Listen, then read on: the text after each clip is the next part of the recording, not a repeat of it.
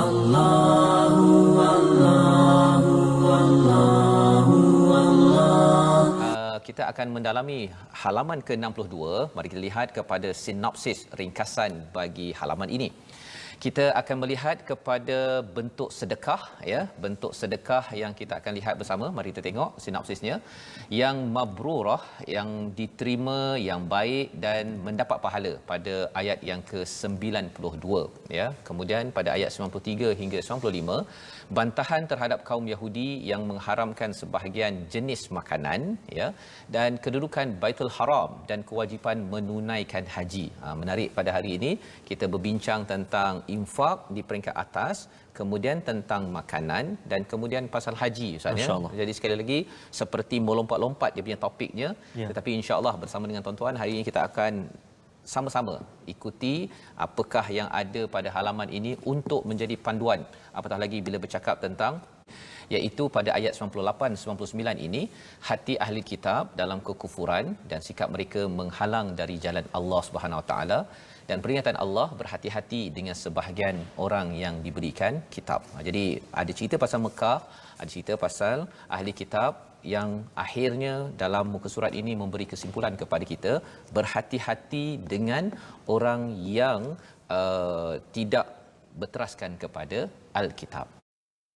Allahu Allahu Allahu Allah. A'udzu billahi minasyaitonir rajim. Bismillahirrahmanirrahim. لن تنالوا البر حتى تنفقوا مما تحبون وما تنفقوا من شيء فإن الله به عليم كل الطعام كان حلا لبني إسرائيل إلا ما حرم إسرائيل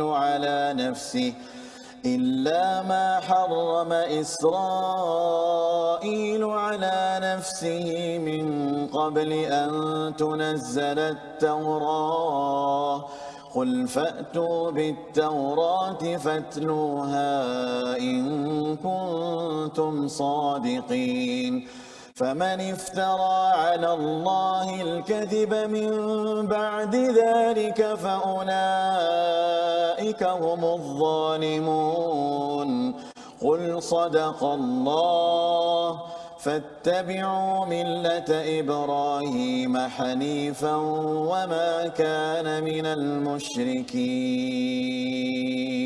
إن أول بيت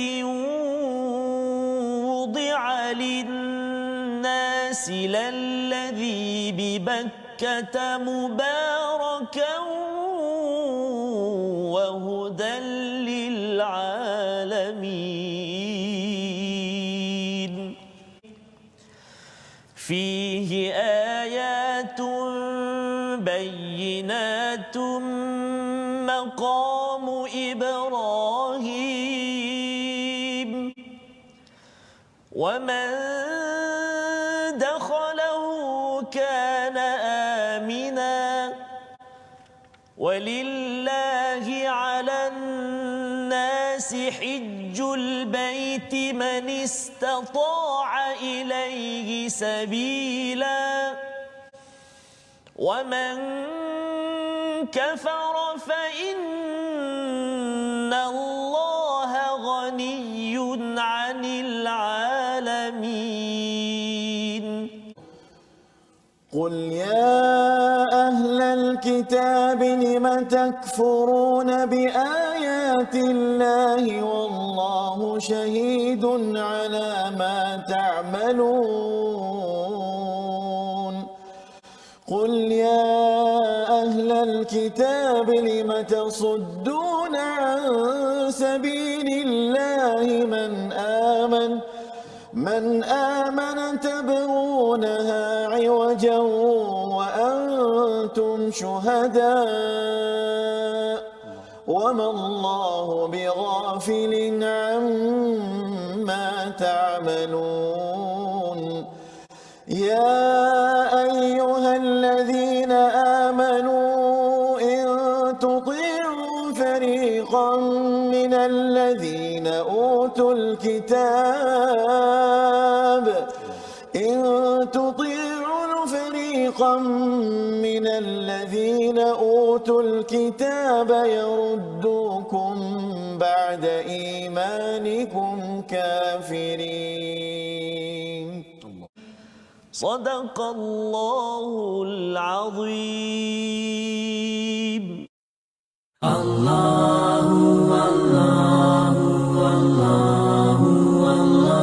Bawa kepada resolusi kita pada hari ini, sama-sama kita perhatikan, iaitu yang pertama daripada ayat 92, kita belajar, kita dermakan sesuatu yang terbaik dan dicintai ataupun disayangi pada hari ini. Semak balik masa kita, duit kita, sebahagiannya untuk Allah Subhanahu Wa Taala. Yang kedua, kita elakkan daripada mengada-ngadakan ya apa yang Allah tidak nyatakan di dalam al-Quran. Ya, kalau nak cakap itu pendapat saya, keinginan saya suka makan kuih tiaw ke apa ke, okey, jangan cakap kuih tiaw ini memang adalah salah satu produk sunnah.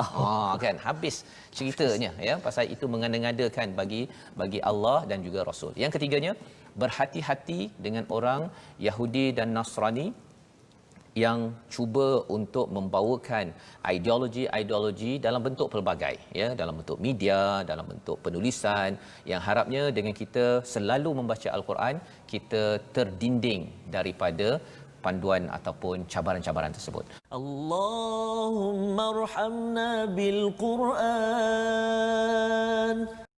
Perkataan hari ini ya. Apakah perkataannya? Habba. Perkataan ini berulang 95 kali di dalam Al-Quran yang bermaksud mencintai, menyayangi, menyukai. Inilah yang disampaikan pada ayat 92 sebentar tadi, iaitu kita tidak akan stabil kebaikan dalam diri kita. Ya, stabil itu ada kaitan dengan bir itu kebaikan. Kebajikan yang stabil hatta hanya bila kita menginfakkan apa yang kita cintai. Maksudnya, jadi setiap kali kita nak ada sesuatu yang kita cinta, duit kita ke, ataupun masa kita ke, ataupun apa-apa saja, Facebook kita ke, fan kita ke, apa kita cinta sangat, kalau kita dapat infakkan, gunakan untuk manfaat orang lain, maka sebenarnya Allah menjanjikan, kalau Allah tahu, maksudnya pastinya Allah akan bantu kita dan akan terus pimpin kita, dan akhirnya kita menjadi orang yang bersama sadaqallah. Allahumma arhamna bil Quran. Dan hari ini kita nak kongsi, kita nak belajar satu huruf yang saya rasa agak mustahak untuk kita kongsikan sama-sama. Huruf yang pada saya Ustaz, sepanjang pengalaman belajar dan mengajar, antara huruf yang susah sangat untuk kita menyebutnya dengan tepat, iaitulah huruf Dad. Subhanallah. Inilah gambar rajah dia, makhraj al-lisan, iaitu huruf Dad, iaitu bahagian tepi lidah sama ada kiri atau kanan dirapatkan pada bahagian dalam gigi geraham atas, huruf Dad. Kalau saya Ustaz, lidah saya Ustaz, kena bahagian tepi lidah saya tu gigi geraham sebelah kiri. Kalau saya lah, mungkin Ustaz Fazul belah kanan dan sebagainya, mungkin tuan-tuan sebelah kiri atau sebelah kanan. Contoh pada ayat yang ke inna awwal baitin, ayat yang ke-96, wudi'a, inna awwal baitin wudi'a. Jadi tepi lidah kan, saya kena gigi geraham sebelah kiri kalau saya lah. Jadi tuan-tuan dan puan-puan kena latih. Banyak yang berlaku huruf dad ni disebut antaranya disebut dengan menebalkan huruf dal. Ada Ustaz? Inna awwala baitin wudi'a jadi dal. Kan? Iyyaka na'budu. Okey. Orang itu macam banyak orang mana tekan iyyaka na'budu walado. Iyyaka walad kan ghairil maghdubi ghairil maghdubi alaihim walado. Jadi bahaya Ustaz. Jadi jangan bunyikan huruf dad itu seperti kita menebalkan huruf dal, jangan.